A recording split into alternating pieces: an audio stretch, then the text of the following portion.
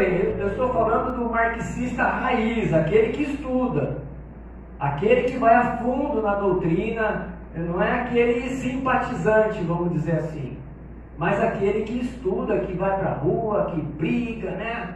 Que cospe nas pessoas, como a gente vê aí muitas vezes, que põe fogo em estátua, que quebra vitrines. É esse nível dessas pessoas aí. O valor da família é zero, é zero. Põe um slide aí, querido. Então vamos lá. Por quê? Porque a família, segundo a cabecinha deles, né, simboliza a escravidão da mulher pelo homem. O marido dela. Eles veem essa relação como um regime de escravidão vivida pela mulher no casamento monogâmico. Então essa instituição é opressora e não tem nada a ver com uma forma elevada de matrimônio. Tá claro? Então, segundo Karl Marx e Engels, eles viam que o marido era o opressor e a mulher era a oprimida. Lembra que eu falei que a cabeça deles é binária assim? Só vê opressão, só vê luta, só vê ódio, só vê um oprimido porque se há alguém bem é porque há alguém ruim. Então, para o marxismo, tanto a visão da heterossexualidade padrão como padrão quanto a família monogâmica são opressoras. Então eles são favoráveis a todo tipo de amor. Tudo é válido. Se há amor, né, se há atração sexual, é válida. Vocês ouviram dizer de um projeto de lei de um deputado federal de São Paulo chamado Orlando Silva, do Partido Comunista Brasileiro, apelidada por lei do poliamor? Ouviram dizer? Graças a Deus foi engavetada, né? Foi apresentada lá no Congresso e foi engavetada. Ali, ele queria, a permissão autorizava todo tipo de relacionamento entre irmãos. Se houver amor, um irmão amar a sua irmã, pode se casar oficialmente.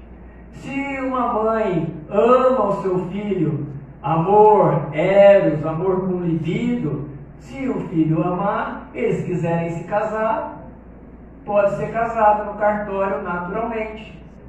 E os padres e pastores têm que casar. Então, se há amor, é legal isso, né? Tem amor. Então pode casar. Não tem porquê o Estado ou a igreja, o cristianismo, colocar barreiras contra isso. Então, eles ao fazerem isso, ao classificar a família de origem judaico-cristã, como é a nossa, como opressora, e ao negar o valor do casamento cristão e monogâmico, eles estão negando o próprio Deus. Eles estão desobedecendo a palavra de Deus, porque a palavra de Deus, ela reconhece unicamente o casamento monogâmico. Ah, pastor, mas lá no Velho Testamento, né, começou lá com Abraão, teve um caso lá, a própria Sara falou para ele ter um filho com a concubina, depois Jacó teve outras filhas. Sim, teve, mas será que foi da vontade de Deus? Será que era da vontade de Deus isso? Será que eles tiveram mulheres pela vontade de Deus? Será que Deus autorizou isso? Certamente não. Porque lá no Gênesis está: o homem se unirá à sua mulher e os dois formarão uma família. Então não havia autorização para isso. A experiência de séculos, né, mostra que a família estruturada, equilibrada, é fundamental para a geração de filhos saudáveis e responsáveis. Olha, filhos saudáveis e responsáveis. Família saudável vai gerar filho saudável. Isso não é bom. Isso não é bom. Segundo a cabecinha doente deles.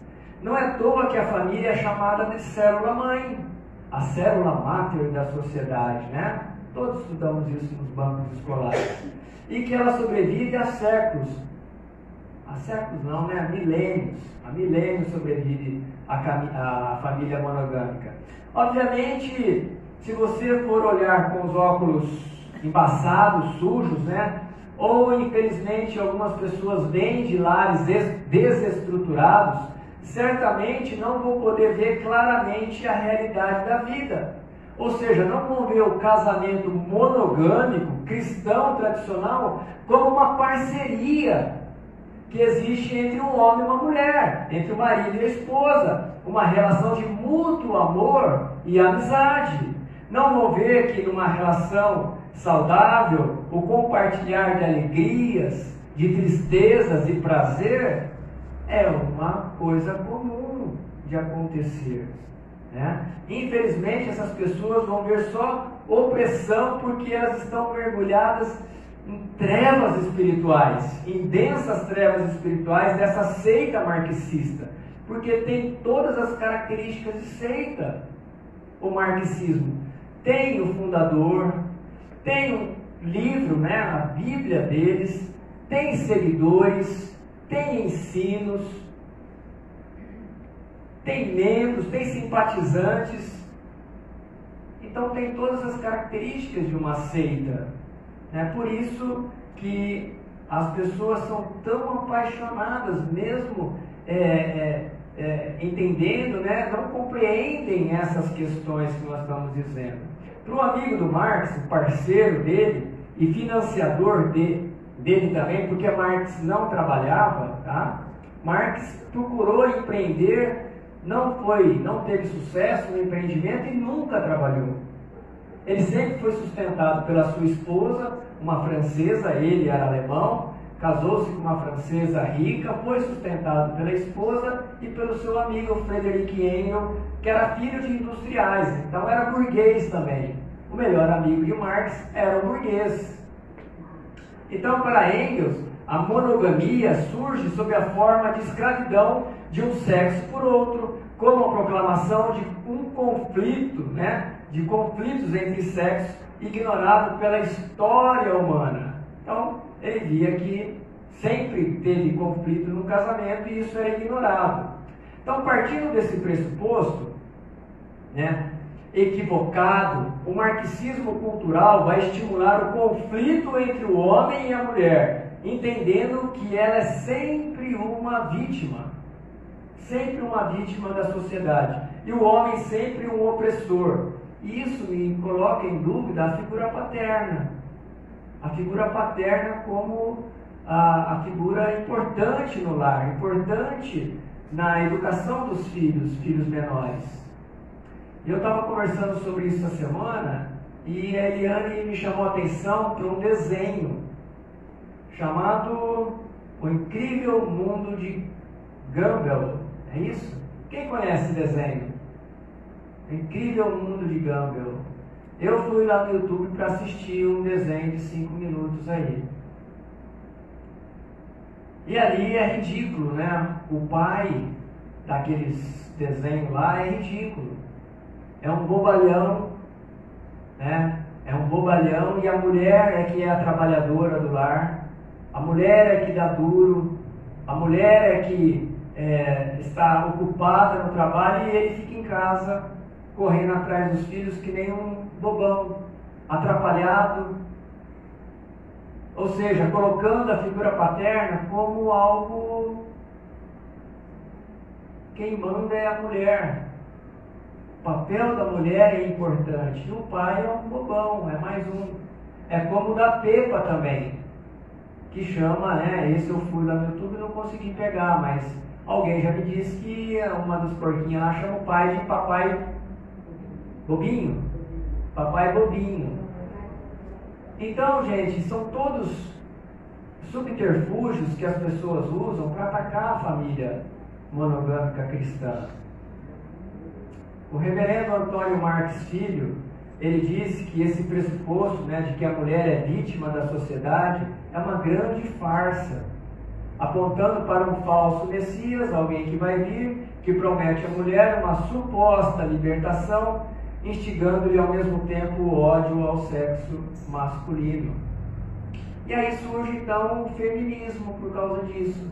militantes de esquerda, um braço dos partidos de esquerda, é isso que as feministas são, que creem que há uma opressão estrutural do homem sobre a mulher na família judaico-cristã, e que todo homem é um opressor e toda mulher é oprimida.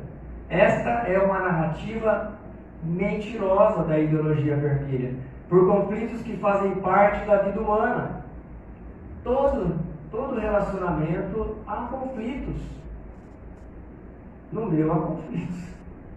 Não sei no seu, mas no meu há conflitos. No meu há conflitos também, né? E nós, homens que fazemos o curso aí, parece que nós somos no meu também que há conflitos. Nós conversamos muito sobre isso, né? Família é normal, porque a palavra de Deus diz que não é o casamento que está errado, nós é que estamos errados. O mal está no coração do homem, por meio do pecado. E a palavra de Deus nos fala muito bem isso. Jesus disse que é do coração que procedem os maus desígnios, os homicídios, os adultérios, os furtos, os falsos testemunhos, as blasfêmias. Mateus 15, 19. Jesus falando sobre isso. O bem e o mal estão no coração do homem desde o seu nascimento, independente do sexo. Como está escrito, né, em Romanos 3, de 10 a 12, não há um justo, nenhum sequer, não há quem busque a Deus, todos se extraviaram, não há quem faça o bem, não há um sequer. Poderíamos falar também de Romanos 3, 23, que todos pecaram e destituídos estão da glória de Deus. Então o problema não está no matrimônio, não há conflito opressor, estrutural entre homem e mulher. O que há é a nossa incapacidade de sermos bons em todo o tempo, de errarmos mesmo. E aí que está o exercício do amor, né? De um perdoar, de exercitar o perdão. Eu não creio em nenhuma estrutura opressora do sexo feminino aqui no nosso país, tanto é que nós já tivemos uma presidente, não é isso? Não tivemos uma mulher presidente? Se a pessoa se tivesse algum machismo estruturado mesmo, seria eleita presidente do Brasil? Agora, uma observação é que esses partidos, eles não criticam o patriarcalismo forte que há no islamismo, por exemplo, aonde lá se pode ter, o homem pode ter tantas mulheres que quiser. A mulher é oprimida de fato, tem que usar aquela burca, né, que fica só os olhinhos de fora. Eles não criticam nenhum tipo de comportamento dessa religião. O alvo deles é o casamento de origem judaico-cristã. Então, em primeiro lugar, nós vimos que esses partidos consideram a família monogâmica opressora. Em segundo lugar, pregam a desconstrução da autoridade dos pais sobre os filhos. Isso é gravíssimo. A desconstrução da autoridade dos pais. Prestem atenção, papai e mamãe. Porque muitas das coisas que nós, às vezes, até fazemos involuntariamente, é porque nós também já fomos um pouco bombardeados por essa ideologia. Uma agenda do marxismo cultural também busca desconstruir a autoridade dos pais sobre os filhos. Para os teóricos dessa filosofia, essa relação também é opressora. Os valores tradicionais ensinados pelos pais, orientados à tradição, resultam na exploração das massas pelos ricos e poderosos, e não devem ser transmitidos de geração em geração pela família. A liderança dos pais na família torna-se excessivamente autoritária em vez de igualitária. Portanto, ela é opressiva para as crianças. Então, na visão deles, você, pai, oprime o seu filho. Você é um opressor do seu filho. Você crê nisso? Que você é um opressor do seu filho? Do seu neto, talvez? É assim que eles entendem, que os pais oprimem os filhos ao invés de ser amiguinho dos filhos, se tornarem iguais aos filhos, se colocarem na mesma situação dos filhos. O pai não tem que ser amigo do filho, o pai tem que ser pai do filho. e conversar com o filho, estar aberto para conversar com o filho. Mas saber que os filhos precisam de um pai que às vezes vai dizer não, às vezes vai dizer sim, às vezes vai dar limite, às vezes vai flexibilizar os limites. Pode passar mais um slide.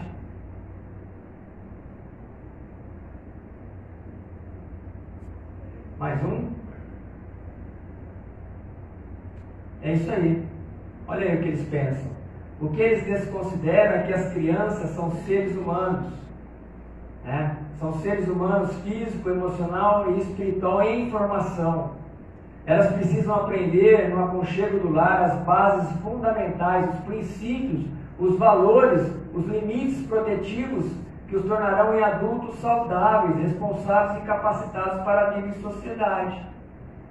Então isso não é interessante que isso aconteça, porque quando você, pai presente, pai, mãe presentes, vocês olham para os seus filhos, vocês acompanham a vida dos seus filhos, vocês vão ter filhos responsáveis. Vocês vão gerar filhos responsáveis. Ainda que passem, né, por aquela fase de rebeldia, né, como todos nós passamos na adolescência, na transição para a fase adulta, eles se tornarão filhos responsáveis. Porque nós cremos também na promessa de que nós ensinamos e eles não se esquecerão e não se desviarão da palavra do Senhor. Então, eles querem tirar a autoridade dos pais sobre os filhos porque julgam que é excessivamente autoritária em vez de igualitária. E lá também na educação existe um tal de pedagogia do oprimido, de uma pessoa que segue esse entendimento, essa ideologia, chamado Paulo Freire.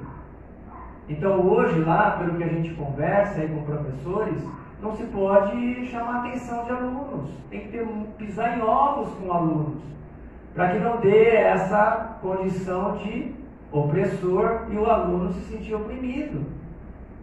Vejam como que é perigoso isso. Então é uma proposta que visa, né, tirar, roubar, usurpar a autoridade dos pais na educação moral dos seus filhos, né? E a fantasiosa ideia de que o Estado vai promover a educação para os seus filhos, né? Pode ir. Mais um slide. Vocês se lembram dessa cena que foi passada há pouco tempo, 2017, né, no Museu de Arte Moderna de São Paulo, na qual havia, teoricamente, né, uma arte, né, do natural, mostrando um homem nu e com crianças próximas. Ou seja, também colaborando para a desconstrução. Certamente, aqueles homens, pais dessas crianças, são pessoas que querem seus filhos iguais no entendimento. Não tem medidas protetivas aí, de uma moralidade, né, expondo as suas crianças, seus filhos, a uma nudez masculina. Então vejam, né, como esse pessoal quer desconstruir aquilo que você vem fazendo com os seus filhos. Quem lembra da lei da palmada? Autoria do partido de esquerda, e que foi mexido no Estatuto da Criança e Adolescente. Aliás, estatuto que tem muito mais, a criança e o adolescente tem muito mais direitos do que deveres.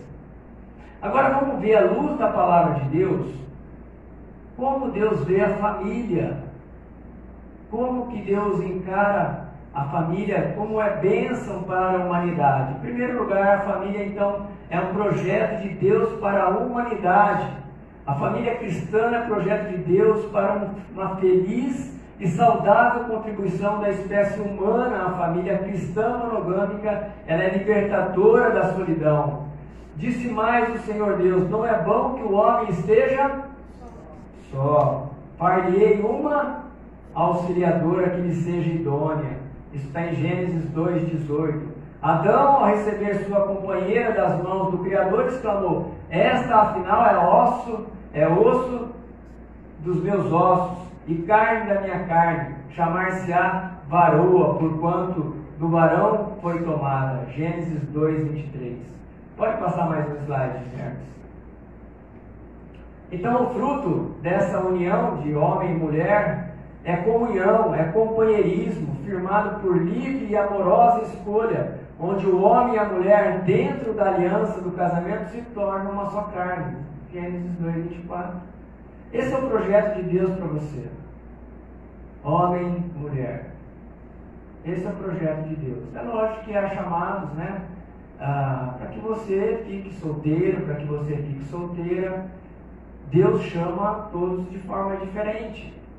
Isso é muito possível de acontecer isso. Chamados individuais, específicos. Mas diante de Deus, homens e mulheres são iguais em honra e cada um responsável pelos seus atos diante do Criador. Mas para que nenhum dos sexos se levante contra o outro, Deus os fez numa dependência vital. Deus os fez numa dependência vital. Isso está em 1 Coríntios 11, 12. Como provém a mulher do homem, assim todo homem é nascido de Deus. E ambos dependem de Deus. Tudo vem de Deus. Então, a dependência do homem e da mulher no casamento não está só em um e outro, mas ambos vêm de Deus. Essa semana, no curso de homens, o Iago veio me perguntar sobre aquele versículo de Eclesiastes ou Provérbios? Eclesiastes, do cordão de 3 dobras. O que significava o cordão de 3 dobras? É o casamento a 3. O homem, mulher e Deus no meio do casamento. Esse cordão de 3 dobras não se quebra. Não se quebra. Por causa da dependência que vem de Deus. O homem e mulher no casamento mutuamente se completam físico, emocional e espiritualmente, mas são seres imperfeitos e com o bem e o mal dentro do coração. Porque nascemos assim. E aí vem os conflitos pontuais, típicos, né, que são inevitáveis. Porém, com base nos 2 maiores mandamentos de amar a Deus e amar o próximo como a si mesmo, e alguns mandamentos específicos que estão na palavra de Deus, o homem e mulher vão, né, com base na palavra de Deus, um cede daqui, o outro cede dali, e vão mantendo o relacionamento. Deus, em sua sabedoria e misericórdia, deu um mandamento específico para todos nós. Então, 1 Pedro 3,7, guarda aí, 1 Pedro 3,7. Maridos, vivei a vida comum no lar, com discernimento e tendo consideração para com a vossa mulher, como parte mais frágil. Tratai-a com dignidade, porque sois juntamente herdeiros da mesma graça de vida, para que não se interrompam as vossas orações. Nós devemos tratar as mulheres com dignidade, como a parte mais frágil. Ei, maridão, trate sua esposa assim. Ei, moça, irmã, procurem namorados, procurem noivos que tratem vocês com dignidade desde a fase de namoro. Maridos, ame cada um a sua esposa, como Cristo amou a igreja. Ele entregou a vida por ela. Efésios 5:25. Recado para as esposas. Recado para os meninos aí também, que procurem esposas com essas características. Sujeite-se cada um ao seu marido, como ao Senhor, pois o marido é o cabeça da esposa, como Cristo é o cabeça da igreja, ele é o salvador do seu corpo. A igreja, Efésios 5, 22 e 23. Portanto, queridos, um argumento muito forte que vem desse pessoal é sobre machismo estrutural. Põe mais um slide, Hermes, por favor. Tanto o machismo quanto o feminismo são contrários à vontade de Deus, revelado nas Sagradas Escrituras, como nós vimos agora.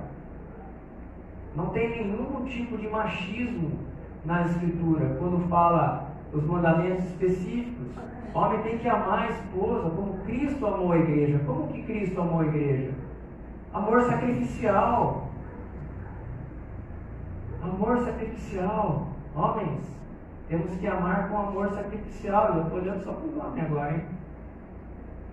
Então o machismo é contrário, o feminismo também é contrário à vontade de Deus revelada nas Sagradas Escrituras. São parte da cultura humana, terrena e diabólica, tanto quanto qualquer outra forma de discriminação e preconceito. Mais um, Marcos. A falsa narrativa marxista de opressão estrutural da mulher no seio da família cristã é uma mentira. É uma armadilha que explora e potencializa os conflitos humanos como uma estratégia para a tomada do poder e não exatamente uma preocupação e cuidado com o sexo feminino. Até porque defendem a legalização do aborto. E se defendem a legalização do aborto, estão defendendo que milhares de mulheres tivessem a chance de também nascerem, não é? Já pensou nisso? Na família cristã, a autoridade dos pais é protetiva. A palavra de Deus nos mostra isso. Deus, como Criador do primeiro casal, do qual descende toda a raça humana, ocupa o status de Pai da humanidade e com autoridade sobre todos. Efésios 4, 5, 6 diz: há um só Deus e Pai de todos, o qual é sobre todos, age por meio de todos e está em todos. Então, da autoridade do Pai, do cuidado paterno do Pai, a nossa proteção paterna emanada de Deus, o Pai de todos, conforme o seu sábio propósito na criação, tem a autoridade dos pais. Então, o modelo é a paternidade de Deus para nós pais e mães. A família monogâmica é uma instituição divina para suprir desde o nascimento dos nossos filhos a necessidade dos novos seres humanos de alimento, amor, carinho, afeto, cuidado, proteção e ensino, a fixação protetiva de limites, até que se tornem adultos responsáveis e se tornem independentes. Então olha que bênção que é você que já tem filhos casados aí, que viu que toda a história que você cuidou do seu filho, você pode falar: poxa vida, que bênção, hoje está casado, está encaminhado. Outros que estão se formando, só olhar para trás e ver que bênção que foi todo o cuidado, toda a paternidade e maternidade que você empenhou para o seu filho, né? Para essa primeira etapa da vida dos nossos filhos, também vem um mandamento específico do Senhor para os filhos. E que está lá também em Efésios, né, na continuidade daqueles mandamentos específicos. Agora em Efésios 6:1, filhos, obedecei a vossos pais no Senhor, pois isso é justo. E o quinto mandamento da lei lá do Sinai, ou da lei mosaica: honra teu pai e tua mãe, a fim de que tenhas vida longa na terra que o Senhor, o teu Deus, te dá. Nós chamamos de mandamento de promessa, né? Da promessa, mandamento com promessa. Portanto, podemos concluir que a autoridade dos pais sobre os filhos é protetiva, é fruto de amor, pois quem ama, cuida e protege. Quem ama, cuida e protege. Por isso, esses partidos de esquerda, eles não querem que você faça isso. Eles não querem que você cuide, eles querem que esses ideólogos cuidem dos seus filhos. Por isso, quando você mandar um filho para a faculdade, tome muito cuidado. Converse muito com seus filhos, porque senão eles vão chegar nas faculdades e vão fazer a cabecinha deles. E você pode perder o seu filho. Por isso que eu acredito, queridos, que é incoerente, né, incompatível um cristão que defenda a instituição família, um cristão que defenda a instituição família, possa também ser um partidário, ser um simpatizante, alguém que vai empenhar o seu voto nesses tipos de pensamento, contrários à palavra de Deus. E algo que eu quero falar em todas as pregações é que todas as pessoas, ao empenhar seu dedinho lá na maquininha, né, e votar em algum desses partidos que tem esse ideal, e que por acaso acham algo importante, algo legal do que eles pregam, quando você empenha o seu voto lá, você está votando no pacote todo. Você está votando a favor do aborto. Tá? E o aborto, queridos, é assassinato de bebês intrauterinos. Isso sim é um verdadeiro genocídio que ocorre no mundo inteiro. Você quer votar favorável a isso? Você quer? Você quer responder perante Deus um dia sobre o sangue de bebês inocentes que não puderam ver a vida porque houve uma interrupção na gravidez? Isso sim é genocídio. Quando você vota, você está votando na lei do poliamor. Você está votando na possibilidade de ter todos os tipos de casamento. E eu aqui, como pastor, eu sou obrigado por lei a casar qualquer um que entre aqui. Quando você vota nesses partidos, você está votando a favor do desencarceramento dos presos, as saidinhas temporárias, né, esses montes de recursos que existem. Isso tudo tem método, está dentro da agenda desses partidos. A identidade de gênero, você está votando a favor do banheiro comum, onde a sua filhinha, né, vai crescer e vai entrar um marmanjo lá e do lado dela vai tirar o seu pênis e vai fazer o xixi do lado da sua filhinha. É isso que você está votando. Isso para não falar em outros aspectos da economia, né? Só na questão de costumes, de comportamento que eu estou falando aqui. Então isso é muito sério, irmãos, irmãs, é muito sério. Eu queria que você abrisse o seu coração para isso que eu estou falando. Por causa do momento, eu como pastor seu, eu me vejo na obrigação de abrir os seus olhos. E de você abrir os olhos das pessoas que estão perto de você. Porque se esses partidos vierem a governar, nós cremos no poder de Deus sobre todas as coisas, né? Continuaremos tementes a Deus. E tudo que vai acontecer, Deus está no controle. Mas, como cidadão, eu tenho que discernir isso. Deus me deu razão. Deus me deu uma razão e deu para você também, para você pensar. O apóstolo Paulo fala inúmeras vezes em consciência nas suas epístolas. Então tenham consciência desse perigo que está aí às portas nossas. Depois não adianta reclamar. Depois é tarde demais. Tá bem? Então, que você tenha muita paciência, muito discernimento, muita oração. Nós estaremos aqui sábado que vem orando o dia todo pelas eleições. A igreja ficará aberta das 6 horas até as 6 horas da tarde. Se você tiver um tempo, você pode vir aqui. Gaste uns momentos de oração em favor da nossa pátria. Depois segue a sua vida normal aí. Mas venha orar. Venha fazer o seu papel de cristão. Alguém temente a Deus, alguém que ama essa nação. Eu tenho sido chamado para falar em muitas igrejas sobre esse tema. Muitas igrejas. E todas elas ficam surpresas quando ouvem as coisas que essa ideologia tem para o país, está preparando para o nosso país. Então fiquem muito alertas. Feche seus olhos, eu quero orar.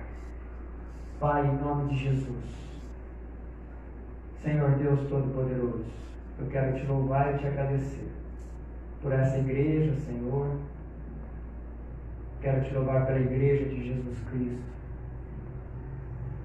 que está discernindo, que está se erguendo, se levantando em favor desta nação. Quantos movimentos de oração, Senhor, em favor da nação. Te agradecemos porque o Senhor está tornando a igreja brasileira uma igreja forte. Por meio desta aprovação, deste perigo, a tua igreja tem se levantado fortemente. Essa igreja tem se levantado fortemente. Pessoas discernindo, Pai, pessoas entendendo todo o contexto social, político. E eu te louvo por isso. Eu te louvo por isso. Agora, Senhor, há também muitos brasileiros e irmãos que estão pendentes a esta ideologia, Senhor. Que o Senhor possa abrir os olhos deles enquanto há tempo. Que o Senhor possa trazer a convicção da tua vontade, Senhor, não da minha, mas da tua vontade para esses irmãos. Que o Senhor afaste toda cegueira espiritual e que o Senhor leve cativa a mente de cada um a Cristo Jesus. E faz, ó Deus, com que a nossa fé possa definir a ideologia que nós vamos apoiar, que nós vamos votar na semana que vem. E não ao contrário, Senhor, a ideologia definir a nossa fé. Nos ajuda a discernir todas as coisas. É o que eu te peço, Pai, em nome do Senhor Jesus Cristo. Amém. Amém. Amém.